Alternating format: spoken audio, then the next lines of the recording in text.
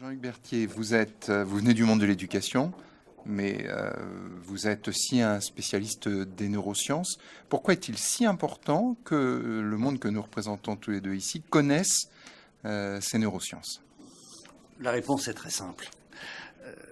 Il y a dans le décodage des processus de l'apprentissage des connaissances qui nous sont maintenant accessibles et qui ne sont pas cohérentes avec de nombreuses modalités pédagogiques. Je vais vous prendre un exemple. Je vous en prie. La construction possible des compétences par un élève ne peut se faire que sur la base de savoirs antérieurs. Mais ces savoirs doivent être acquis par le cerveau. Or, nous ne développons pas, peut-être parce qu'on ne sait pas trop comment ça marche, nous ne développons pas des stratégies de consolidation de ces savoirs. Et donc, à terme, assez vite, surtout pour des publics un peu jeunes, je dirais qu'une fracture peut commencer à s'opérer au milieu du cursus collège, en gros. Donc, parce qu'on n'a pas assez consolidé, parce qu'on a été beaucoup trop vite dans l'abord d'un certain nombre de savoirs, alors l'élève n'est plus apte à comprendre, surtout si le flux des informations augmente d'année en année, etc. Il n'a plus la possibilité de comprendre, de faire des liens et de pouvoir résoudre des tâches complexes. On pourrait citer d'autres exemples. Par exemple, les mécanismes attentionnels, on sait maintenant comment ça se construit, comment ça se développe, les phases de la vie où ça se développe mieux que d'autres, etc. Or, jusqu'à présent, l'école n'a pas vraiment accordé d'intérêt sur les exercices qui permettraient de développer ces capacités attentionnelles. On pourrait développer ainsi plusieurs axes possibles qui sont tout à fait fondamentaux pour l'élève, pour le collégien, etc. Voilà. J'entends, l'école n'a pas développé assez d'intérêt. Quelles seraient, selon vous, les choses à préconiser pour que les acquis des neurosciences intègrent directement les pratiques pédagogiques? Est-ce qu'il y a des méthodes? Est-ce qu'il y a des urgences? Est-ce qu'il y a des priorités? Il y a certainement des stratégies à monter. D'abord, que les pédagogues, qui sont quand même les spécialistes du fonctionnement du cerveau de l'apprenant, soient informés de ces fonctionnements-là. Comme dirait Stanislas Dehaene, il n'est pas concevable qu'un enseignant ignore le fonctionnement du cerveau de l'apprenant. Donc, c'est vraiment le préalable, c'est la phase 0. Ensuite, il conviendrait d'accorder à la mission enseignante la posture d'expérimentateur.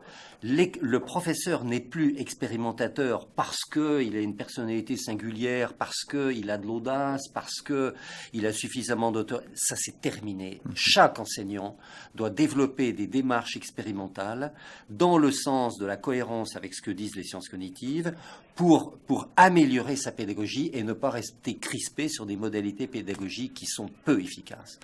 Or, ce qui est important aussi pour nous, c'est que mieux savoir comment le cerveau apprend, c'est anticiper tout ce qui peut favoriser la fracture scolaire. On a quand même un système qui est assez discriminant et la quantité d'informations, la manière de les apprendre, le louper sur les techniques de compréhension fait que de plus en plus d'élèves, au fur et à mesure des années, lâchent le système. Donc, les priorités, c'est former les professeurs sur ce que sont les sciences cognitives. Le deuxième, c'est de les aider à mettre en place des expérimentations. Le troisième, c'est de monter dans l'établissement une vraie stratégie. Le personnel d'encadrement, personnel de direction, d'inspection doivent être des accompagnants. Voilà, on doit faire des propositions, mais les enseignants doivent aussi imaginer des situations nouvelles. Et puis ensuite, la condition, c'est de collecter les résultats pour pouvoir les diffuser, voilà, les décliner à l'aune de chaque établissement, de chaque enseignant.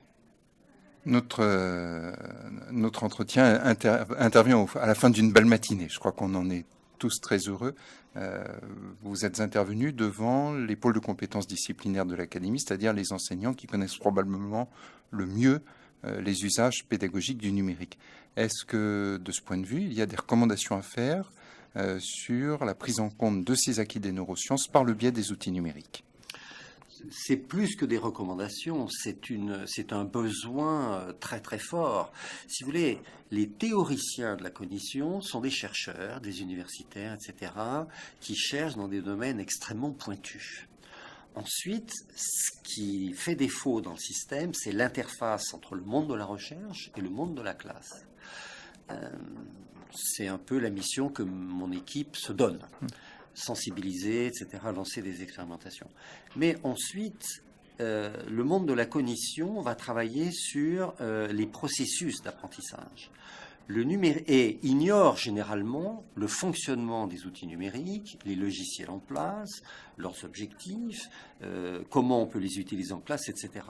Les spécialistes pédagogues qui étaient en partie dans la salle ce matin sont des gens qui manquent sans doute d'informations sur la cognition, mais qui en revanche maîtrisent assez bien ces outils-là.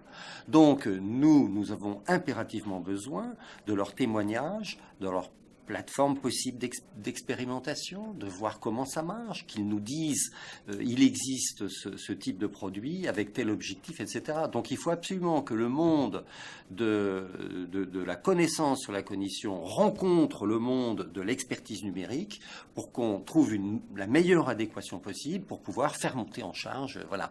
Parce que le message que j'ai essayé de faire passer ce matin et que je vous redis, c'est que l'application, le transfert des sciences cognitives dans les modalités pédagogiques ne pourra pas se faire à hauteur de ce que l'on souhaite, si vous voulez, sans le numérique. C'est pas possible. L'individualisation des parcours, ce n'est pas possible. Les banques de ressources pour diminuer les écarts de compréhension, c'est pas possible. Avec la modalité transmissive, le prof, 20 ou 30 élèves devant lui, papier, crayon, etc. Peut-être que ça marche un peu, mais ça peut trouver un taux de multiplication efficace et performante bien plus considérable avec le numérique. Je crois que c'est un message qui a été très bien entendu de nos collègues. Je crois que vous avez aussi entendu leurs applaudissements.